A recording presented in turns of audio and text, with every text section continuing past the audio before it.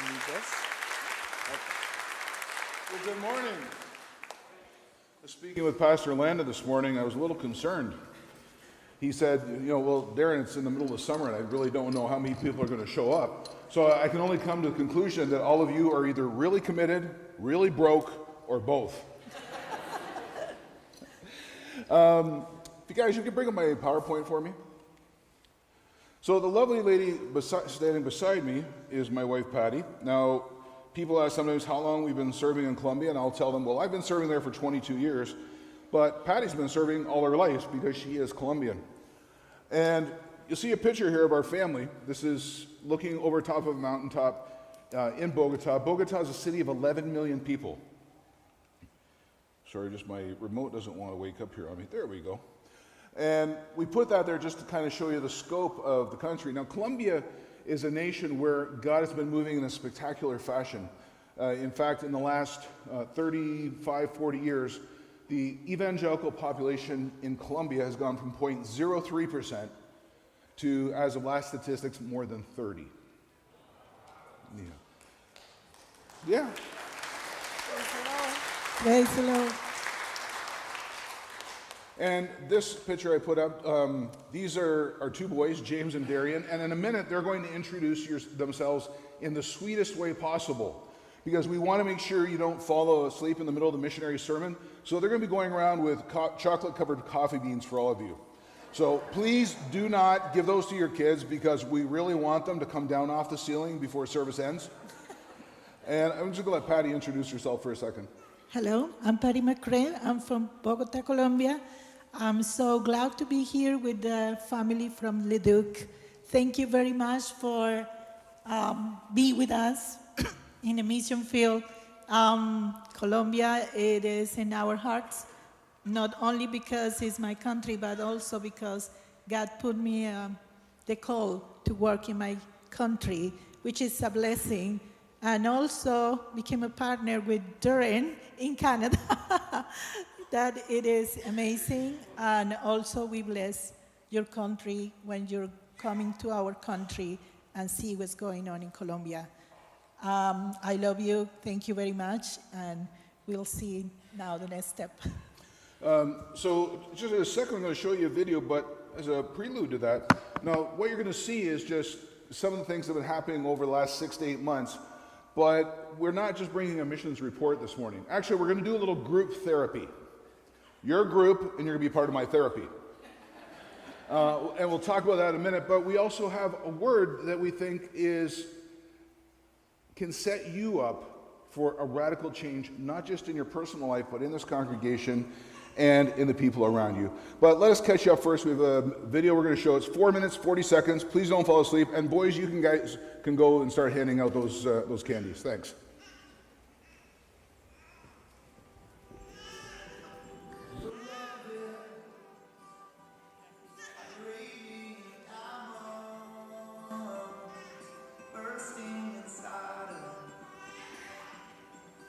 Good afternoon, church. Greetings from Bogota, Colombia. And this is just a quick update on what's happening with McCrea, your Colombian connection.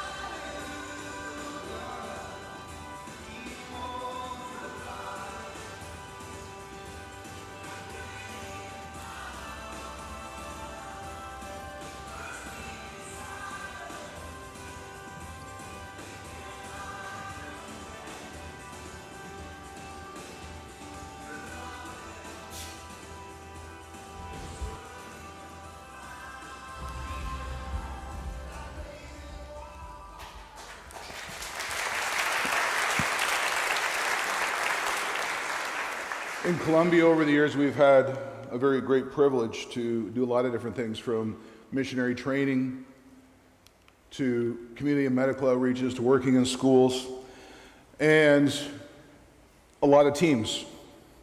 Now, those teams that we work with do a lot of different things. You saw that we go into schools. We literally preach the gospel to 30, 40, 50,000 students every year.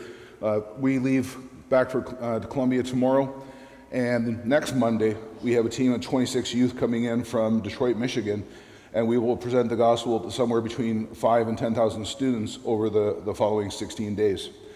But also, there's other things in that video that you might kind of be wondering about, like how do you minister with Lego? Well, Lego is something that is extremely good for kids when it comes to hand-eye coordination. And we kind of, like most of the things that we do in our ministry, we kind of fell into it by accident. One day somebody had given us a box of Legos, and our kids kind of hit critical mass with their toys. And so we came up with a rule as a family a long time ago. They have to, they get one, they have to give one. Anytime they get a new toy, they have to give away a toy to a kid that doesn't have one, or that doesn't have a lot. And so we gave this big box of Lego to an orphanage in Medellin, Colombia. And they were really at the first not quite sure to do with it because they'd never really seen it before. To get kind of an idea what I'm talking about is just that a box of Lego like this here could easily cost $1,000 to put together. But in Colombia, Legos are 3 times the cost. So now we're up to $3,000.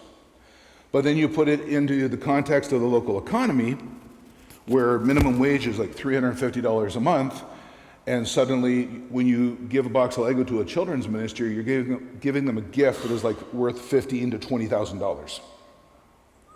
Yeah. So we gave the box of Lego to these kids, and then I came back to the ministry about 6 months later. Well, you know how Legos are indestructible? 6 months later, they had wear marks.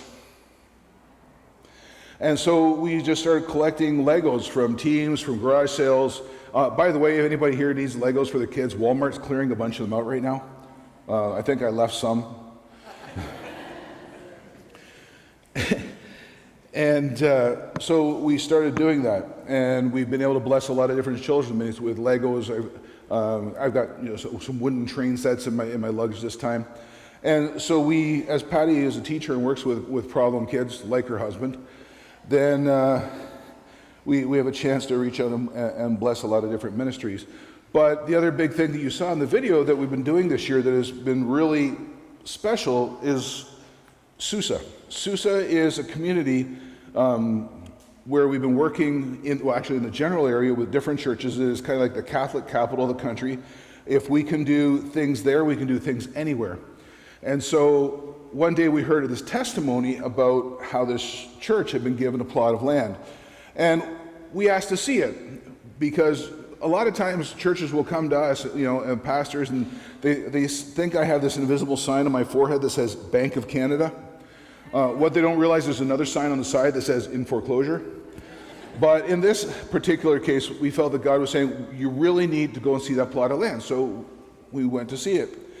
And the church at that point was a church of 80 adults meeting in a space probably from here and this section of the church back to the sound booth. 70 adults.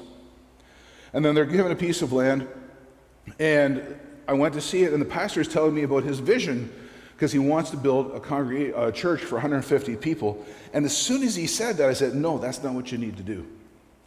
Let's see. Oop, I went too far. What the heck? I think my slides got put in out of order. Sorry, I'm just going to go back. Okay, they got split up. All right, that's fine. Anyways, so I'm speaking with him, and as I'm speaking with him, I said, no, that's not what you need to do. What you need to do instead is build a multi-purpose gymnatorium that'll seat 400 to 500 people. Some place that you can curtain off on Sundays so you don't get lost in this huge space with your small group. But during the week, you can open it up and do indoor soccer. You can do Christian movies. You can do blood donor clinics in a community that has no space for large events. You can do weddings. You can invite the town in to do municipal voting. And you can become the center of your community. And by the time I'm done with this, Pastor Carlos is looking at me and his jaw is somewhere like just about 3 feet below ground level. And I said to him, if you guys, take ownership of this vision, you have to take ownership. If you guys get in the foundations, we will try and find teams to come in and help work on it. Well, a few weeks later, I was the one with my jaw below ground level because we had some visitors, and one of those was one of the former superintendents in Ontario for the Pentecostal Assemblies of Canada, and he took this back to his church, and all of a sudden they dropped us $32,000. So we started building in January, and as of now, that's what the church looks like.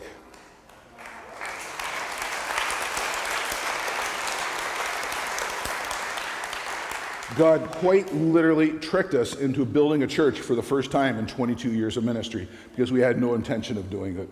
I want to share with you this morning, though, a little bit about legacy and gratitude.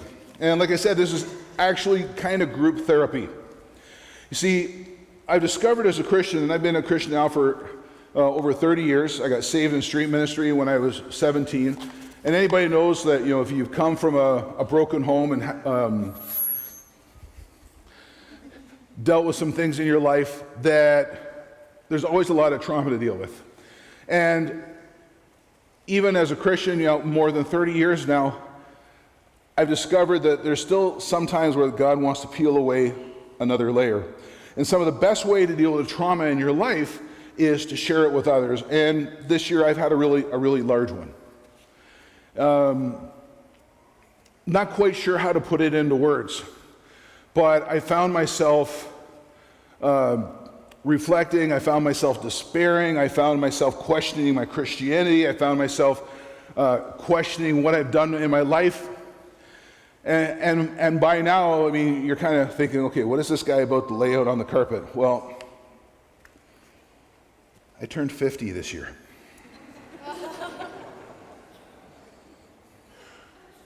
Now, some of you are looking at me like going, wow. And then there's a few others that are saying, wow, you are so young. But seriously, birthdays can be traumatic. And some birthdays are more traumatic than others.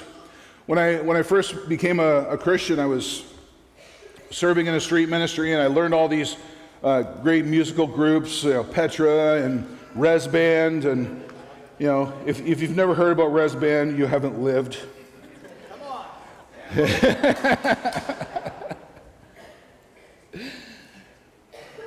But there was one Christian recording artist by the name of Randy Stonehill. Now, Randy Stonehill, you would think he started doing crack before crack was invented.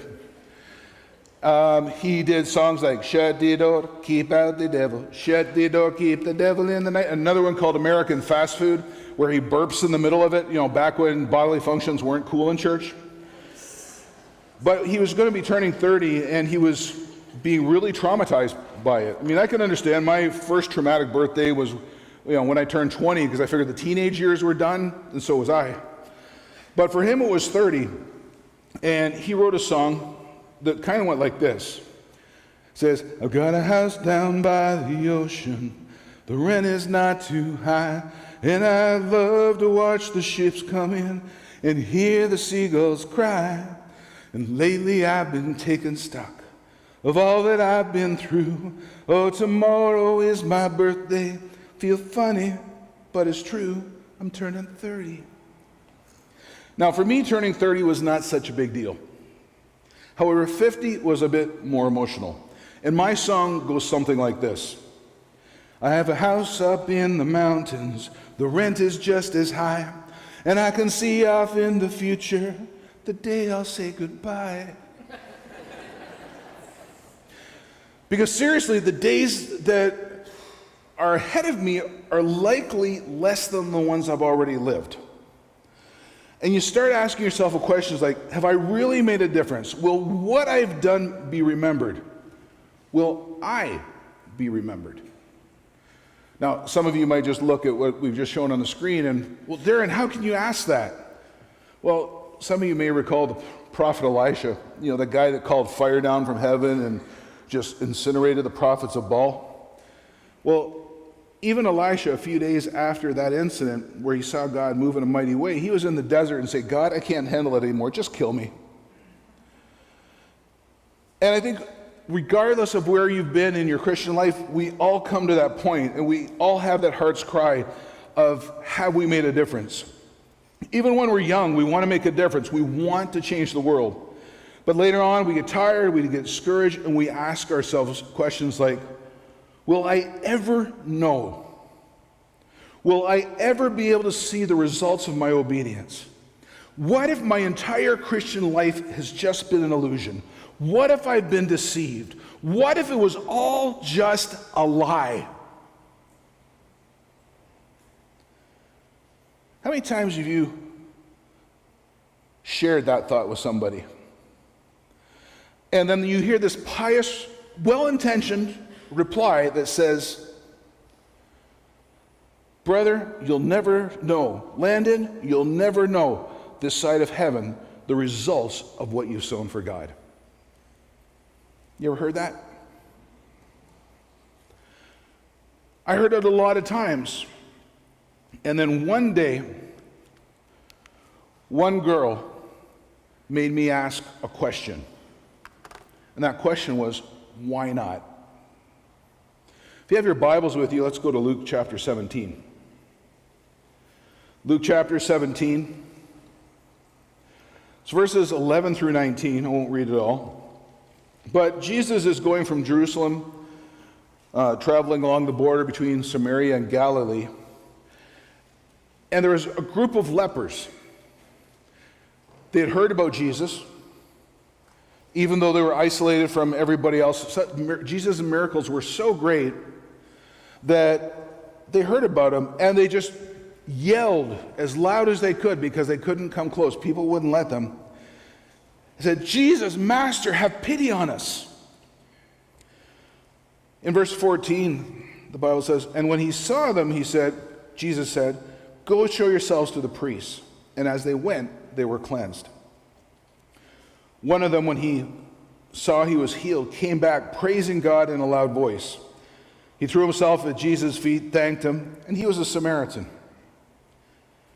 Jesus asked him, didn't I just cleanse 10 people?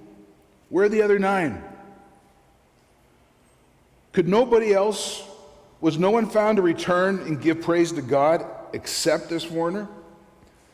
He said to him, rise up, go, your faith has made you well.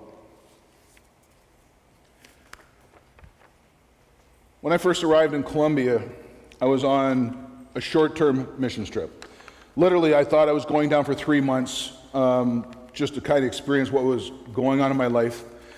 And in some ways, that short-term missions trip seemed to be a failure. Because when I went on that trip, we were building this Methodist church in Bogota, building up the parsonage. I was working with a group of people from San Antonio, Texas. And I remember building it, learning how to sorry, I'm trying to think how to say it in English now, how to set blocks, how to make cement by hand. You know, it was highly technological building. You know, when you needed a motor for the pulley to get the cement up to the second floor, I was the motor. And but I have this thing, is that I love kids. You know, some people lift weights, I lift small children. And sometimes pastors when they irritate me. No danger with Landon. Might be just a little, I'm 50 now, I just don't know if I could do that anymore. And so between times we would play with the kids and just have a lot of fun doing it. It's just a special anointing I have because I like to pick up kids, turn them upside down, spin them around, get them extremely hyper, and just when they're send them home to their parents. Just that special blessing God has given me for your lives. Well, fast forward, we built this church, but then later the pastor of that church fell into sin, and we were left questioning, okay, we did all this work, the church is kind of falling apart, what difference have we made?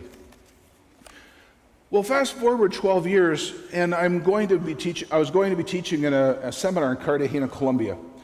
And as I'm going back and forth with the person handling the logistics, it was kind of strange because Latinos are normally very formal when you haven't met them, and yet this girl was being very informal with me.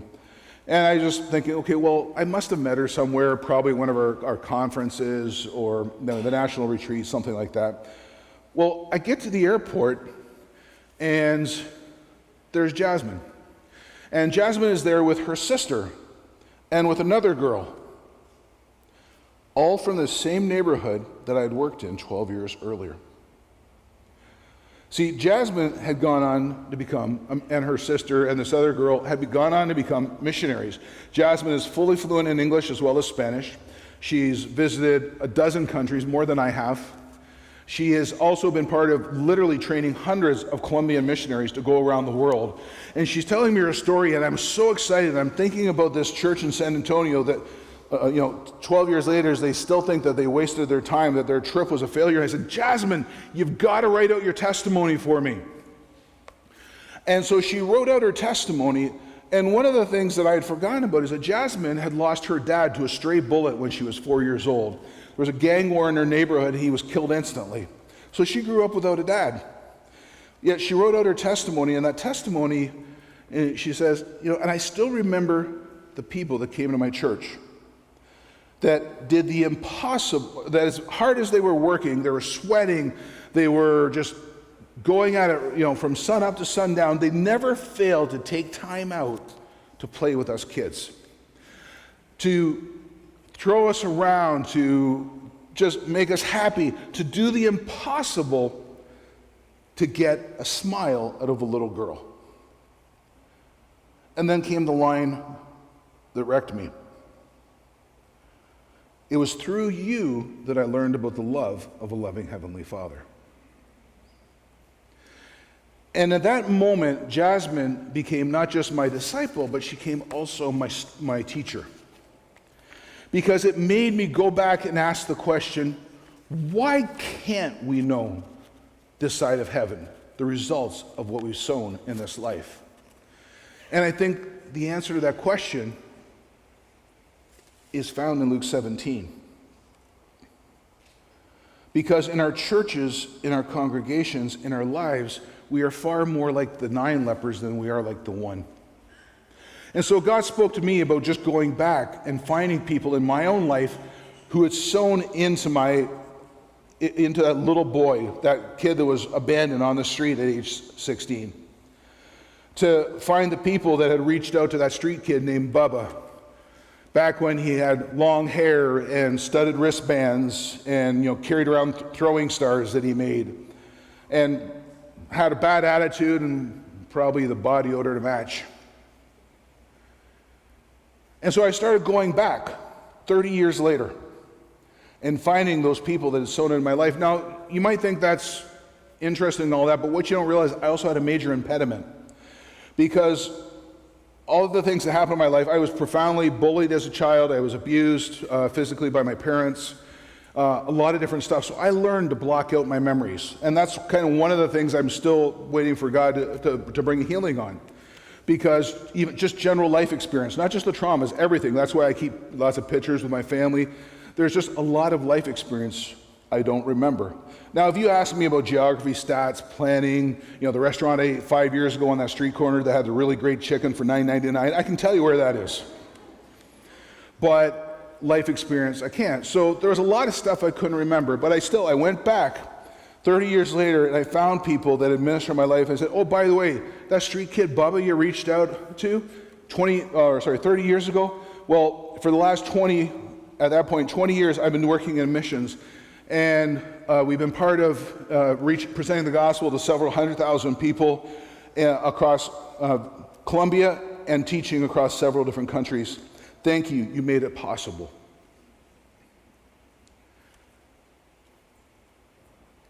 But what about those people I couldn't remember? There's one story that I've told many times. I may have even told it here when it was the last time. But see, the first year that I became a Christian, I was 17. I'd been on the streets for a year. My alcoholic father had thrown me out. He almost killed me in the process. My parents had divorced when I was younger. My 2 older sisters had already moved out of the house. it was kind of a pretty messed up situation. Quite literally, in those few months, my entire family abandoned me. My father, he threw me out. My mother, who wouldn't take me in because she was afraid of losing her new boyfriend that was soon to be husband number 3. A lot of different stuff. But that first Christmas, God broke through that wall of negative emotion that I had, and he was speaking to me about buying Christmas presents for my family. Buying Christmas presents for that same father that tried to kill me, for my mother that abandoned me, for the sisters who also just kept me at arm's length. And it was a really big emotional deal. Problem was, I was on welfare at the time, and I desperately needed shoes. I had got my welfare check, I'd bought my groceries, I had paid my rent for the month, and it was a Friday, and I remember very well that Friday because I was literally in tears for one of maybe the first times in 5 or 6 years. And I'm weeping because I got to go buy shoes. I have no choice. It's December. I've got holes in the bottom of my shoes. My soles walk 3 feet behind me. I can feel the ice coming in. And I finally got to the point where I have no choice. I've got to buy a new pair of shoes. Well, that Sunday I'm at church. Now, the church was a small storefront church, but I remembered nothing about it. I did not remember the pastor's name. I did not remember the name of the church. I only had kind of 2 things I remembered about the church. 1 or 3. 1, that it was this little storefront church on the main drag in my city. 2, during service, I still had this vivid image of this African gentleman that used to sit behind me with a deep, booming voice. Now, I'd been on the street. If I hear sudden noises, I'm ready to hit something or somebody. And, 3, 4 times during the message, he'd agree with what the pastor was saying, and all of a sudden I get this voice behind me, hallelujah! And I'm But that Sunday, this couple walked up to me and said, Bubba, we've been praying for you, and we just felt God has told us to bless you. Here's $30. Go buy yourself a pair of shoes. Now, they didn't realize what they were doing, because not only was it the first time I ever saw God do a miracle in my life, but it was laying the foundation for 22 years now of missionary service living by faith. It was the first time that God ever provided for me miraculously. Telling no one, but I didn't remember anything about this couple. But when you purpose yourself to give God glory, when you purpose yourself to be thankful, He will make a way where there is no way. I ran out of the people that I could go to thank, and then one day I was visiting a church in Stayner, Ontario, a pastor by the name of Tony Denbach. Talking to Pastor Tony, and he said, "Oh, you're from London, aren't you?" He says, "Well," I said, "Yeah." He says, "Well, do you know where the Embassy Hotel is?" And I laughed because it used to be one of the places I went to drink underage. And it turns out that his brother, Terry, was the pastor of this little storefront church in London.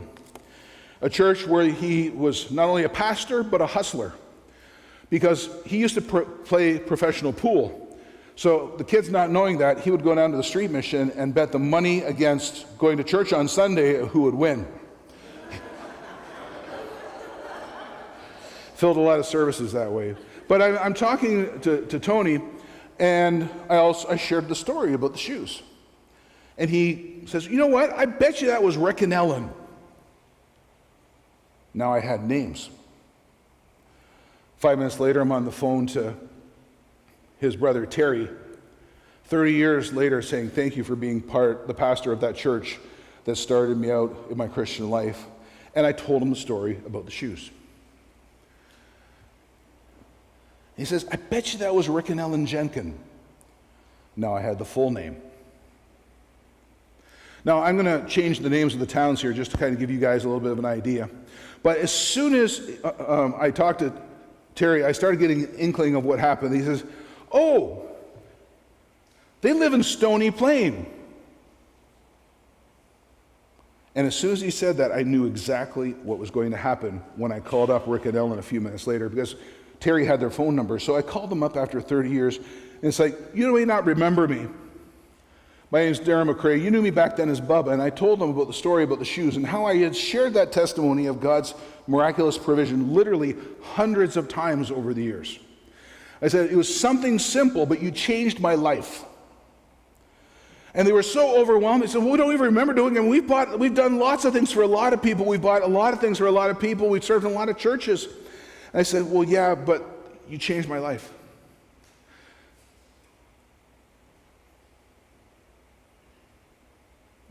You little people from a town in Stony Plain, you changed my life, and it's something that I still remember 30 years later and still share. And they said, well, if you're ever in the area, you got to come and visit. And I said, well, as it happens, I'm going to be speaking in Spruce Grove in 2 weeks. That's our church! I said, yeah, and we're the missionary family you just adopted last month. So 30 years later, I was able to share the story for the 150th time. But this time, in the middle, talking about this couple who I couldn't remember. Oh, and by the way, that couple here is here this morning. Rick and Ellen, would you stand up?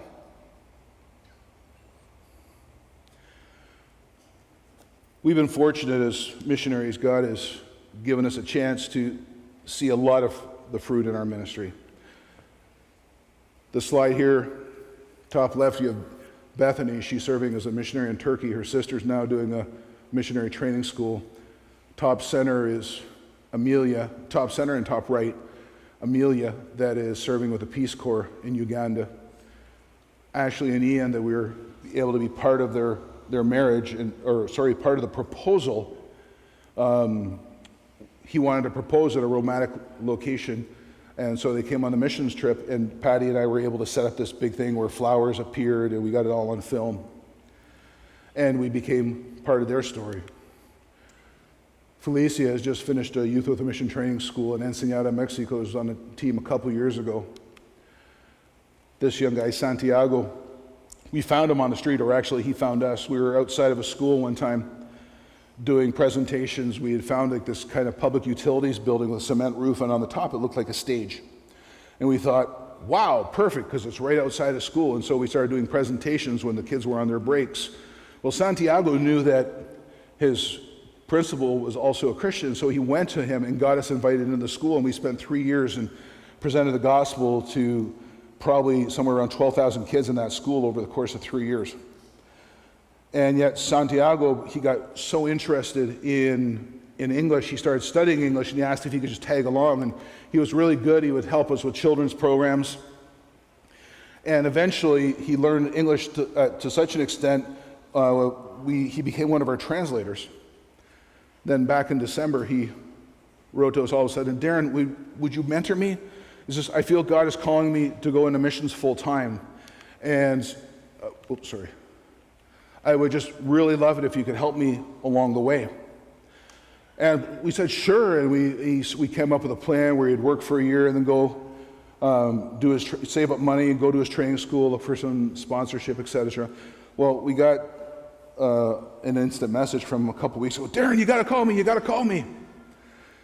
Well, it turns out that he, out of the blue, from another outreach team, one of dozens he's worked with. I mean, he's not a missionary yet, but he's already worked with dozens of missions team, presented the gospel probably to somewhere north of 100,000 people through that. And there was a gentleman on this team, he says, every time we do an outreach, we always look for somebody to bless. I've gone through this entire outreach, and this time, see, God just saved it until the last day. Because Santiago now has a full ride, 2-year scholarship at the Dallas Baptist Seminary to study missions and world leadership. Now, some of you might be asking and wondering, okay, well, what has all this got to do with me? It has a lot to do with you. You see, if you are living your Christian life and you are being obedient to God, to doing what He has called you to do, whatever that is, your reward is no different than my reward or than Patty's reward. See, God is not a respecter of persons. He doesn't require us to do big things. He just requires us to be obedient. Yet in the Christian church in Canada, so many times we feel like God isn't moving. That we don't see His hand, that we don't hear His voice, that we're just struggling along and the church is slowly dying and we're just kind of putting up the good fight, and we get discouraged and we just get downcast and we think, oh, it's all going to go to hell anyways. But look at what has happened in Colombia. In the space of 40 years, the evangelical population has gone from 0.03% to more than 30%. And that can happen in Canada. See, it's going to happen by people that are committed to Him. It's going to happen by people that love Him. But one of the things I think that is missing in the church, it's also going to be because of people that are thankful to Him. See, God is only ever going to be seen in your lives when you're the one leper that goes back and says thank you. When you are the one leper that goes back and shares your story. Where you are the one leper that goes back and sees those people that maybe 5 years ago or 10 or 15 or 20 or however many ever years, and just go back and say, you made a difference in my life. God used you.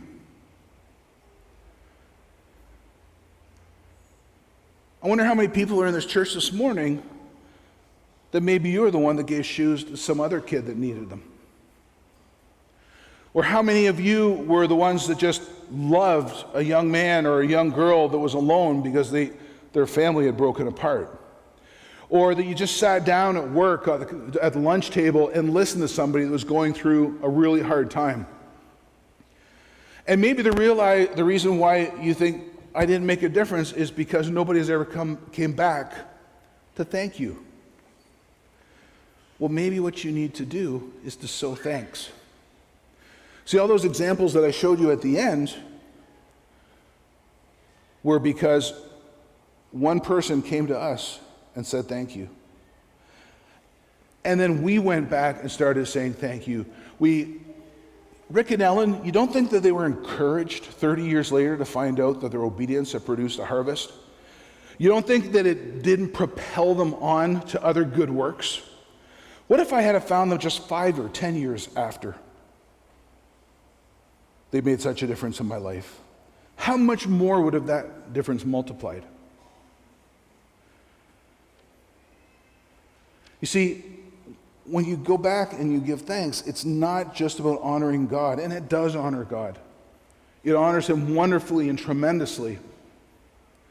But it also propels that person on more to good works. It gives them a chance to tell the story to their friends, to their family. It's like, Steve, you would have never guessed what happened. I mean, I know you don't really get along this whole church thing that I do, but you know what? I keep on doing things because I think they're right to do. Well, the other day, this guy Mark came. I hadn't seen Mark in 10 years. When I met Mark, his parents had just split up. He was living with his mom. He was just this angry young man, and I didn't do much. I just loved on him. I mean, I took him out fishing. I finally got him to the point where he'd come to church, and he kind of started getting interested. And all of a sudden, the emotions started melting away. And this angry young man that I never thought would go anywhere, would you believe he's married? He's got 3 gorgeous kids that you wouldn't believe, they're well behaved. He's been a millwright now for the last 8 years. He's prospering, and he's even been going out on mission trips across the world because he wants to see what Jesus is doing. You see, when we have stories to tell, that's when people are going to see God moving in and around us. It's not just about Sunday. It's not just about the Bible studies. It's not just about going across the world in missions. It's about living and understanding that mission happens here, and people need to hear about it. We come back, we report to churches because we believe that you guys are investing in us as a family, and we want to share the testimony, but we also want to spur you on. We also want to encourage you. We also want you to learn maybe some of the lessons that we've learned. And there's only one way that you'll ever stop learning lessons in the Christian life, and it's called going to heaven. So we hope that thought might stick with you this morning about being like the one leper and not the 9, about showing people how God moves, And we also hope that you have this other idea from us as well. And that is that we love you and we deeply appreciate you, because everything you've seen on the screen this morning, it doesn't happen unless we have people like you behind us, and we thank you. God bless you. And at the end, we do have an information table back there if you want to grab some of our newsletters. And Pastor Landon, please.